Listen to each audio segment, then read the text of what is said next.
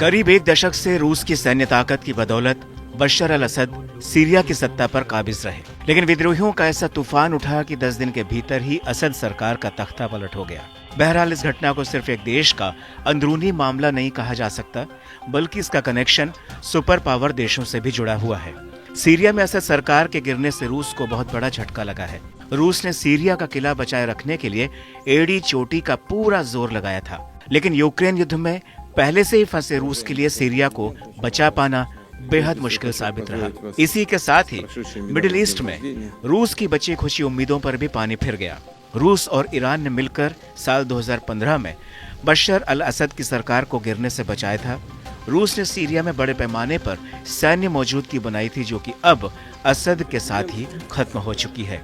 इसी बीच पुतिन के गुरु कहे जाने वाले अलेक्जेंडर दुगिन ने खुलकर अपनी बात रखी है।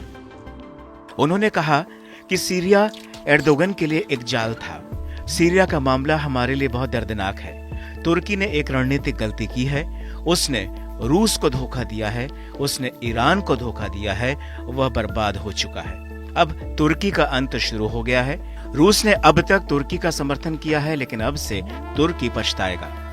अरब मुल्क तुर्की के नेतृत्व को कभी स्वीकार नहीं करेंगे।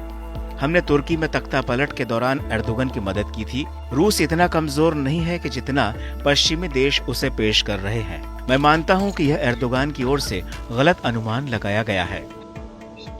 बता दें कि साल 2015 में मुसीबत में पड़े असद की मदद के लिए रूस ने हजारों सैनिक सीरिया भेजे थे, जहां से रूस ने सीरिया में अपने कई एयरबेस को बनाकर ऑपरेट किया था। साल 2017 में रूसी राष्ट्रपति सीरिया के हेमेम एयरबेस पर गए थे, जहां से पुतिन ने कहा था कि वो अपने मिशन में सफल रहे हैं। रूस की मदद के बदले सीरिया ने हेमेम का हवाई अड्डा और तारतुस का नौसैनिक अड्डा 49 साल की लीज पर दिया था। रूस के असद सरकार को समर्थन का ही नतीजा था कि सीरिया के जरिए मॉस्को ने भूमध्य सागर इलाके में अपने पैर जमा लिए थे। ये दोनों अड्डे अफ्रीका में मिलने वाले सैन्य ठेकों के लिए अहम बन गए थे। ऐसे में जो सुविधाएं रूस को अब तक सीरिया से मिलती आ रही थी, वह अब नहीं मिलेंगी। हालांकि रूस ने सभी विकल्प खुले रखे हैं। बशर अल असद को अपने देश में राजनीतिक शरण दी है।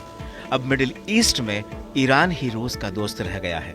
बहरहाल सीरिया में विद्रोहियों के ताकतवर बनकर उभरने के पीछे तुर्की का हाथ माना जा रहा है। दावा है कि तुर्की उत्तरी सीरिया पर अपना कंट्रोल रखना चाहता है। इसके लिए वो लगातार पर्दे के पीछे से अपनी गतिविधियों को अंजाम दे रहा था।